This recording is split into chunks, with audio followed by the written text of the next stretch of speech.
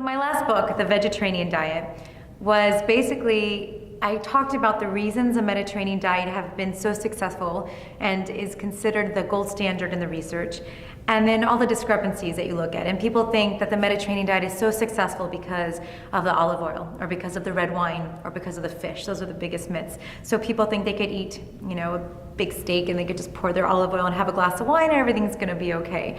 So I really wanted to find out, because I've been recommending a no or low oil. I recommend eliminating oil as much as possible from the diet for years. And so I really wanted to know, well, why is it still good in the Mediterranean diet, and why does that seem to be the superfood?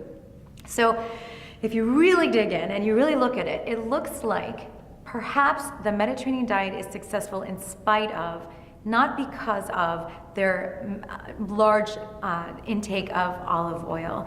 And it's interesting because I just came back from Italy and everything was doused in olive oil. Even my own cooking demos, like my cooking recipes from this book that have no oil, and I was adamantly like, no oil.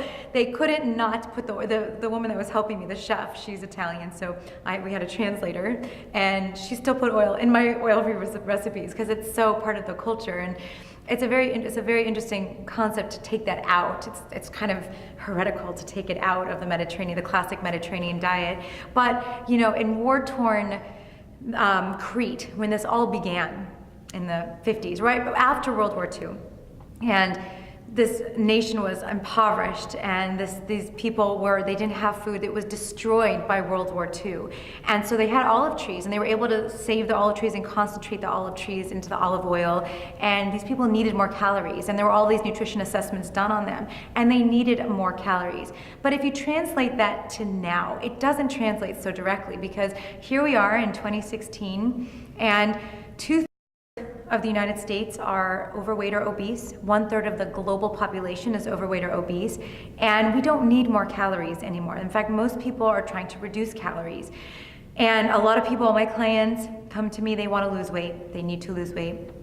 That's the first thing I do. So even if you feel like you're on this perfect diet and you still have the oil in there, it's an easy way to save hundreds or thousands of calories a week. I mean, it's unbelievable that 1 cup of oil, any kind of oil, they're all the same, has 2,000 calories per cup. And if you think about how easy it is to drizzle on some dressing, half a cup maybe on your salad, and then you're sauteing, or you're making your mirepoix to make your soup at night, and it just for dinner, and you have a little bit of oil, a little bit there, here and there, that adds up really quickly. And 2,000 calories is more calories than most people consume in a day. So if you really want to make the easiest cut of calories, just on a calorie basis alone, that is beneficial. So, it's very easy when you're at home. It's very easy to saute with vegetable broth or water instead of oil, or vinegars, or just saute with something else, or to make a dressing and I use white beans.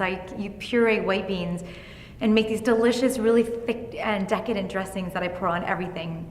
You can bake. I use sweet potato puree or pumpkin puree or applesauce, and you can replace that oil, and you're getting more fiber, you're adding back nutrients, and you're saving thousands of calories. It's so easy. It's when you go out and when you travel that it gets a little more complicated. It's very hard. I travel a lot, I eat out a lot, and you have to say it a million times, and it's very tricky. So, of course, we all need to cook more. That's part of the idea of why Mediterranean diet is so healthy too, that they cook most of their meals. And we all should do that, but it's not, not always feasible to cook all of your meals. So when you can't, you do your best, and it depends on how healthy you are, what your goals are, but optimally try to reduce your oil. And I think that the real benefits of a Mediterranean diet is that it was essentially a plant-based diet. It was primarily plants. Most of the calories came from plants and mostly from whole foods. And it was also a lifestyle. There's a lot of exercise and movement and a social life where, we sat down for dinner and had meals together, and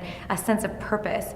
And if you look at the blue zones, incredible study, looking around the world at the longest lived populations, the most centenarians in these different cultures around the world, they all have in common a few things, one of which is a plant-based diet, another which is legumes.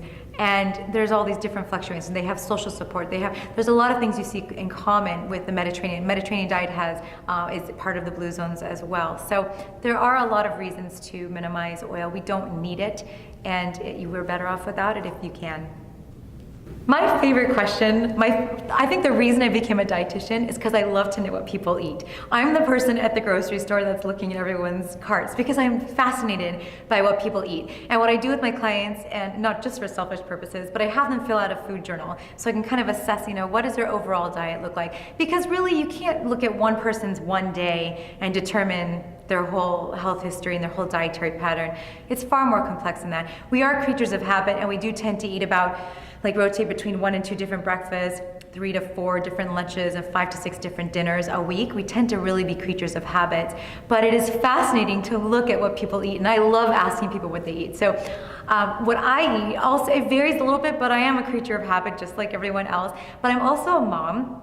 I'm a working mom. I've got 2 little kids and a husband, all of which are very, very picky, and they love the processed, the good vegan junk food, and so I'm always fighting the good fight to make it as whole as possible, and that's all I cook in the house, and that's all I have in the house. But so what I eat personally is not exactly what my whole family eats, because I want them all to eat like me, but a mom can only do what a mom can do. So I love to start my day.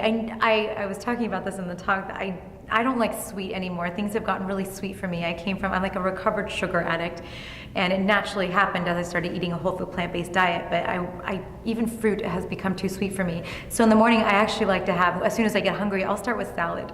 I know it sounds bizarre, and if you told me this 15, 20 years ago that I'd be eating salad for breakfast, I think that was insane and bizarre, and it probably sounds bizarre to you, but I love salad. I'll do leftover quinoa, so I basically start with, I eat the whole day a combination. I always have a big, huge salad in my fridge.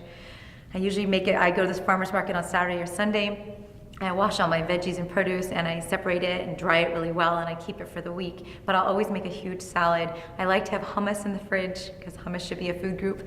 And then I'll make a big, 1 or 2 or 3 big meals 2 or 3 times a week. So I batch cook, and then I'll pick through it. So I'll make a Tupperware for myself. I'll always have salad. I always have some kale or some leafy greens, and then I put on whatever I made the night before. So whether it's a stew or a casserole, and I like to experiment with that and try new recipes, but they're always a legume-based dish.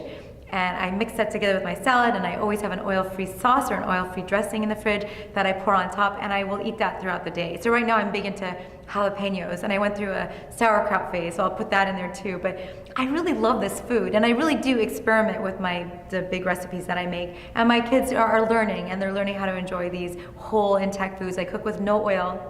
And I prepare, I always, emphasize the vegetables, of course. Let thy greens be thy medicine, and thy medicine be thy greens. But my food is really, it's a lot of salad, a lot of legumes and grains. And right now I'm big on quinoa, but I've been experimenting with red rice and black rice and wild rice, and definitely a lot of lentils and beans. I haven't had an animal product, I think intentionally. I think once I accidentally had a bite of something, a cheese, a few years ago. It's been at least 11 years now. I haven't had animal products at all.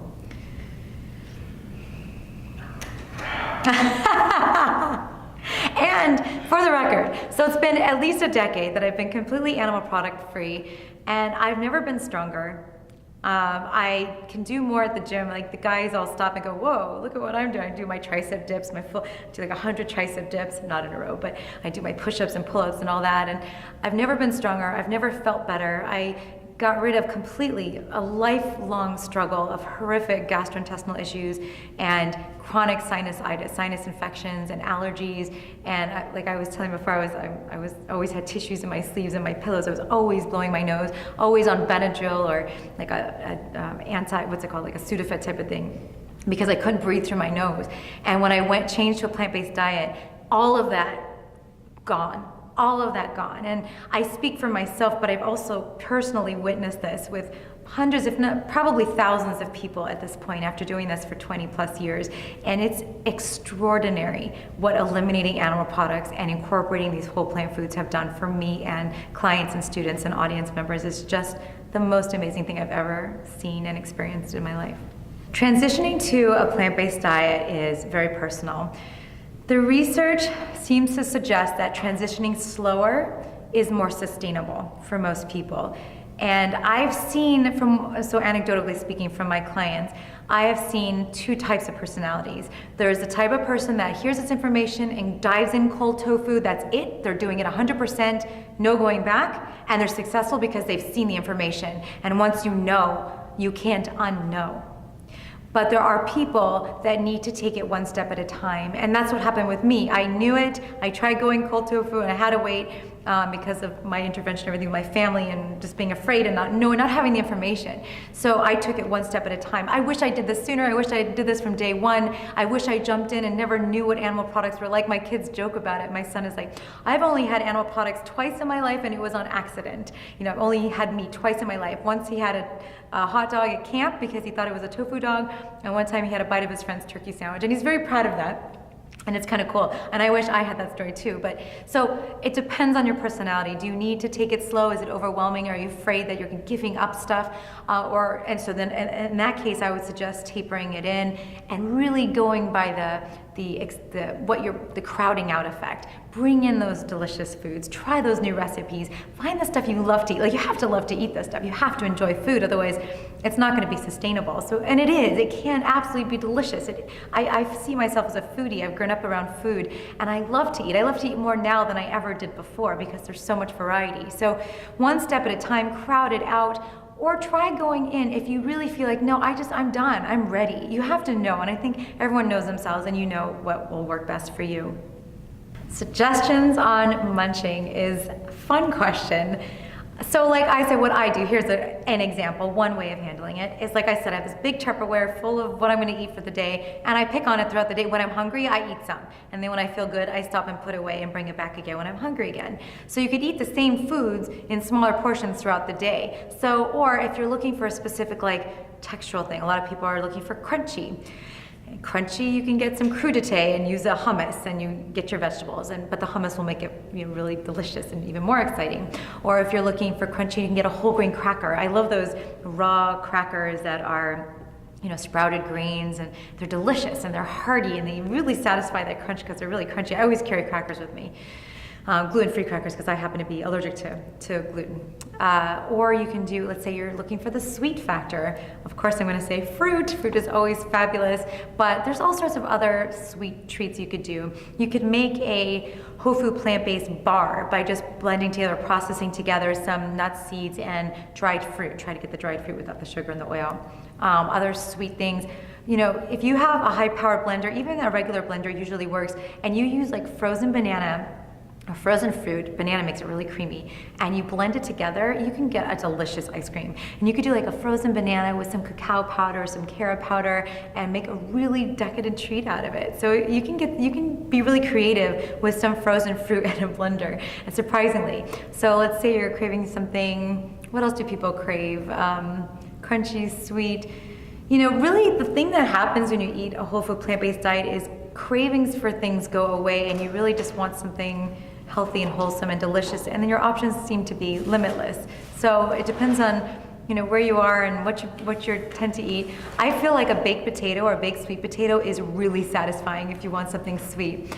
Or if you like nuts, nuts and trail mix. Like for kids especially, you could make a do-it-yourself trail mix at home. So I get my kids' favorite nuts and seeds and some dried fruits, and I let them mix and match and put it in their baggie. Or we pick out different varieties of trail mixes. And of course this works for adults as well, but it's fun to get kids to make their own.